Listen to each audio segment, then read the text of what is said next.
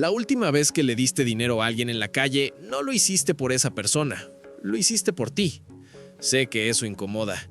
Quizá ya estás formulando el argumento contrario en tu cabeza. Bien, eso es exactamente lo que queremos explorar hoy, porque la ciencia tiene algo perturbador que decirte sobre ese gesto tan humano, tan aparentemente noble de sacar una moneda del bolsillo y depositarla en una mano extendida. No te estoy diciendo que seas mala persona, te estoy diciendo algo peor, que tu cerebro te mintió, y lo hizo en menos de 200 milisegundos. Hoy vamos a hablar de neurobiología, de culpa, de dopamina y de una pregunta que probablemente nunca te has hecho en serio. ¿Y si la opción más ética fuera seguir caminando? Primero, quiero que sepas que no estás solo en esto. Este conflicto que sientes, esa décima de segundo en la que decides si paras o no, si das o no, si miras o apartas la vista, tiene un nombre en la psicología conductual. Yo lo llamo el dilema del escaparate. ¿Por qué? Porque es exactamente lo que hacemos. Miramos la pobreza a través de un cristal. Nos acercamos lo suficiente para sentirla, pero ponemos una barrera, una moneda, un billete, una limosna, para no tener que entrar en ella. El dilema del escaparate funciona así. Ves a una persona en situación de calle. Tu sistema nervioso activa una alarma. Sientes una tensión en el pecho, una leve aceleración del pulso, quizás un nudo en la garganta. Tu mente empieza a procesar muy rápido. ¿Me para? ¿Me mira? ¿Qué hago? Y en ese instante de incomodidad máxima, hay una salida fácil, barata y socialmente aplaudida. Dar. Das, el cuerpo se relaja, el nudo desaparece, sigues caminando, el mundo continúa. Eso se siente como generosidad, pero lo que acabas de hacer en términos neuroquímicos es exactamente lo mismo que encender un cigarrillo cuando estás ansioso o abrir el refrigerador cuando estás aburrido. Aliviaste tu incomodidad, no la de ellos. Y si eso te parece una acusación injusta, quédate, porque hay más capas en esto y algunas van a sorprenderte. Voy a pedirte que imagines algo. Imagina que tienes en tu escritorio una alarma contra incendios, pero no una alarma que llama a los bomberos. Una alarma que cuando suena, tú mismo puedes silenciar con un botón. El botón no apaga el fuego, solo silencia la alarma. Cada vez que pasas junto a una persona en situación de calle, esa alarma en tu cabeza empieza a sonar. La moneda es el botón. Presionas el botón, el ruido para, el fuego, la pobreza estructural, la adicción, el trauma, la falta de red de apoyo, sigue ahí, exactamente igual que antes. Pero tú ya no lo escuchas. Y aquí está la parte más interesante de la metáfora. Con el tiempo, el botón se vuelve tu respuesta automática. Ya no necesitas pensar, ya no necesitas sentir. Solo presionas, sigues y te convences de que hiciste algo. A esto los psicólogos lo llaman descarga moral, o en inglés moral licensing. La tendencia del cerebro a usar un acto percibido como bueno para justificar la inacción posterior. Diste ayer, hoy puedes ignorar, el marcador interno queda en cero, la alarma silenciada, el fuego intacto.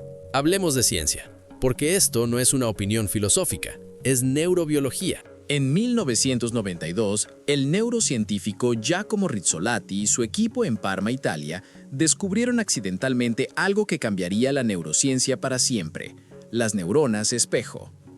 Estas neuronas se activan tanto cuando realizamos una acción como cuando observamos a otro realizarla. Pero más relevante para lo que estamos discutiendo hoy, se activan también cuando percibimos el sufrimiento ajeno. Cuando ves a alguien en dolor, físico o emocional, una parte de tu cerebro experimenta ese dolor contigo. No en la misma magnitud, pero la señal es real, medible, verificable.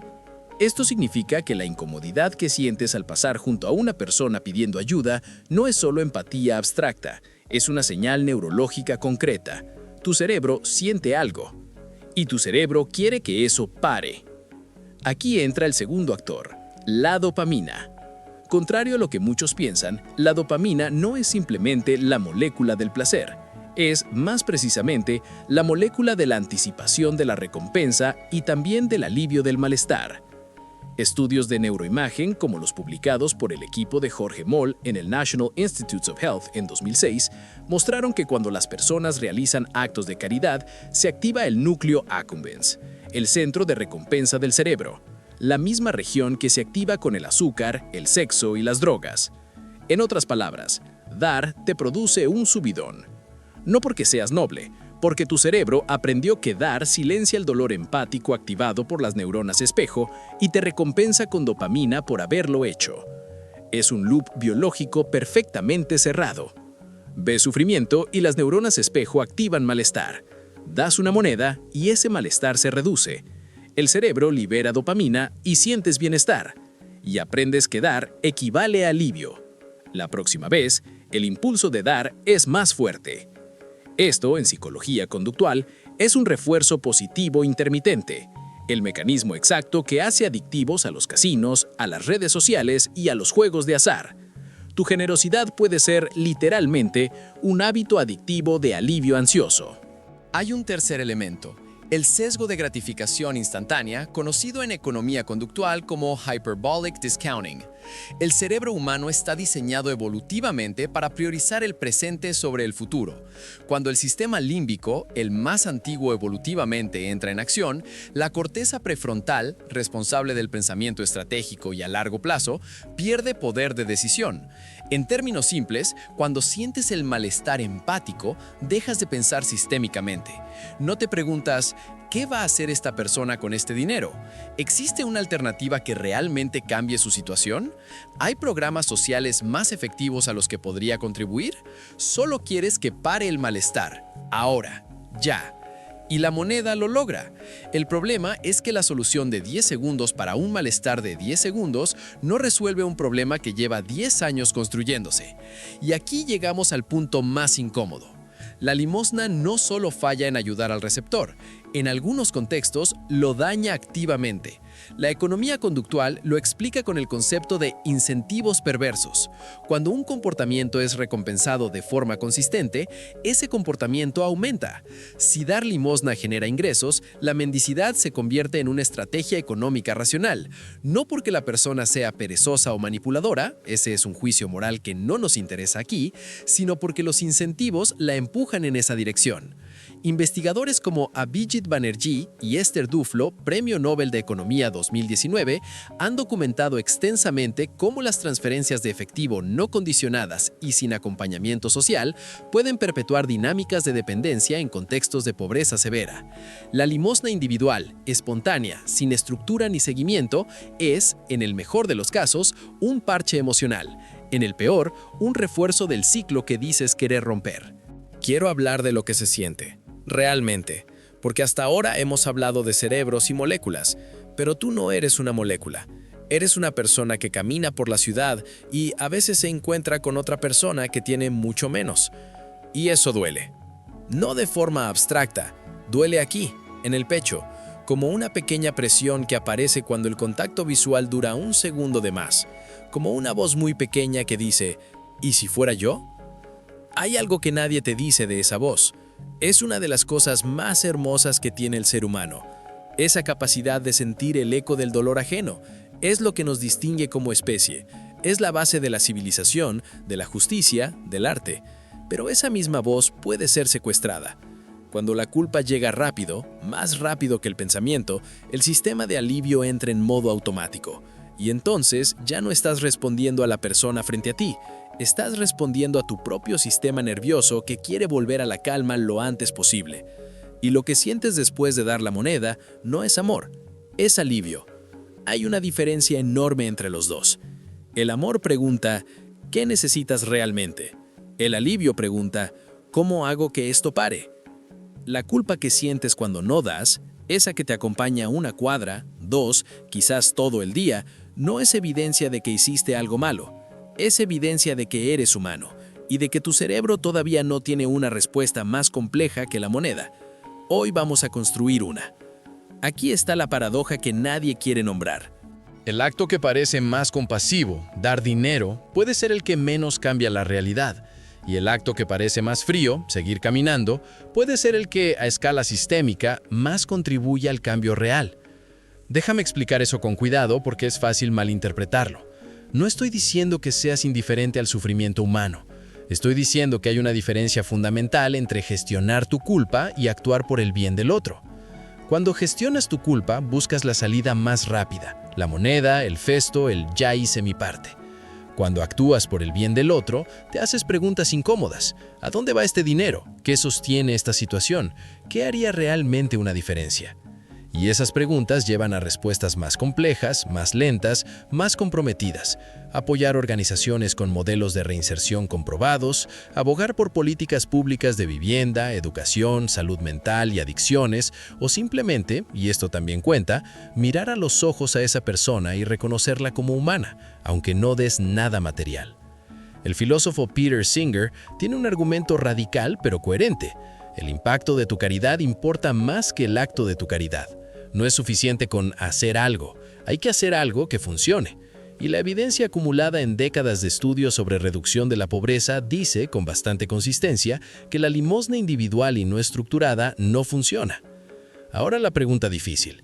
Si ignorar a una persona en situación de calle te produce culpa, pero canalizar esa misma energía hacia soluciones estructurales produce cambio real, ¿cuál de las dos opciones es de verdad el acto de amor? No te estoy pidiendo que seas cruel, te estoy pidiendo que seas honesto sobre a quién estás ayudando realmente cuando das esa moneda. Bien, si llegaste hasta aquí, probablemente estás pensando, todo eso está muy bien, pero ¿qué hago con el malestar que siento en ese momento? Es una pregunta justa y tiene respuestas prácticas. La próxima vez que sientas el impulso reflejo de dar, antes de hacerlo, hazte esta pregunta en silencio. ¿Esto lo estoy haciendo por mí o por esta persona? No necesitas la respuesta perfecta, solo necesitas el segundo de pausa que interrumpe el automatismo. Eso por sí solo cambia la calidad de tu decisión. El segundo paso es construir en tu vida una forma real de contribuir que no dependa del impulso del momento. Puede ser una donación mensual, aunque sea pequeña, a una organización que trabaja en reinserción social, salud mental en calle o programas de vivienda. Puede ser tiempo voluntario en algún programa con metodología comprobada, o ser parte activa de conversaciones sobre política pública en tu comunidad. Cuando tienes eso, el momento en la calle deja de ser tu única palanca y la culpa pierde poder sobre ti. El tercer paso es quizás el más contraintuitivo. A veces lo más honesto y respetuoso que puedes hacer es mirar a los ojos, asentir y seguir. No como un gesto de superioridad, como un reconocimiento de que esa persona existe, que tú la ves y que no vas a comprar tu tranquilidad con una moneda. Hay personas en situación de calle que reportan que lo que más les duele no es que no les den dinero, es que nadie los mira. El reconocimiento humano no cuesta nada y no perpetúa ningún ciclo. El cuarto paso, educa tu empatía, no la suprimas. La meta no es dejar de sentir la incomodidad empática. Esa incomodidad es información valiosa, es la señal de que algo en el sistema no funciona. La meta es no dejar que esa señal sea secuestrada por tu sistema de alivio rápido. Aprende sobre las causas estructurales de la pobreza urbana, lee sobre economía del comportamiento, entiende los ciclos de adicción y trauma, no para anestesiarte, sino para que tu respuesta emocional tenga un lugar a donde ir que no sea una moneda. Y el quinto paso, sé honesto con tu capacidad real. Si en este momento no puedes comprometerte con nada sistémico, eso también está bien. No es una invitación a la parálisis. Pero al menos sé honesto contigo mismo sobre lo que estás haciendo cuando das. Estás comprando alivio, no salvando a nadie. Y con esa honestidad, quizás la próxima vez tu energía busque un canal más efectivo. Quiero cerrar con algo que creo que es importante decir. Nada de lo que hablamos hoy te convierte en mala persona. El hecho de que tu cerebro use la caridad como mecanismo de alivio no es una falla moral, es una característica biológica de una especie que evolucionó en grupos pequeños, donde el sufrimiento visible y cercano era siempre una emergencia que requería respuesta inmediata. El problema es que ahora vivimos en ciudades de millones de personas, con desigualdades construidas a lo largo de generaciones, con causas complejas que ninguna moneda puede tocar. Y nuestro cerebro prehistórico sigue intentando resolver problemas del siglo XXI con herramientas del Paleolítico. La culpa que sientes no es evidencia de que eres cruel cuando no das, es evidencia de que eres humano cuando sí sientes. La pregunta no es ¿doy o no doy? La pregunta es ¿estoy dispuesto a hacer algo que realmente cambie algo? Y esa pregunta es más difícil, más lenta, más comprometida, pero es la única que lleva a algún lugar real. La generosidad verdadera no se mide en monedas, se mide en qué tan dispuesto estás a incomodarte de verdad por alguien más, no por 10 segundos, por algo que dure. No se puede comprar la conciencia tranquila con cambio suelto. pero sí se puede construir un mundo diferente con decisiones incómodas y sostenidas. Si este video removió algo en ti, ya sea que estés de acuerdo o completamente en desacuerdo, eso ya es algo valioso. Eso significa que estás pensando. Y pensar, en serio, sobre cómo ayudamos y por qué lo hacemos, es el primer paso para hacerlo mejor. Si quieres seguir explorando temas así, donde la neurociencia, la psicología y la vida cotidiana se cruzan de maneras que nadie te contó en la escuela, te invito a suscribirte al canal. No para que nos sigas ciegamente, sino para que tengamos estas conversaciones juntos, con regularidad, con la misma honestidad con la que intentamos tenerlas hoy. También me interesa mucho saber qué piensas tú. ¿Estás de acuerdo con la tesis del video? ¿Crees que estoy equivocado? ¿Tienes una experiencia personal que contradice o confirma todo esto? Déjalo en los comentarios, los leo. Y los mejores debates los mencionamos en el siguiente video. Cuídate mucho, nos vemos la próxima semana.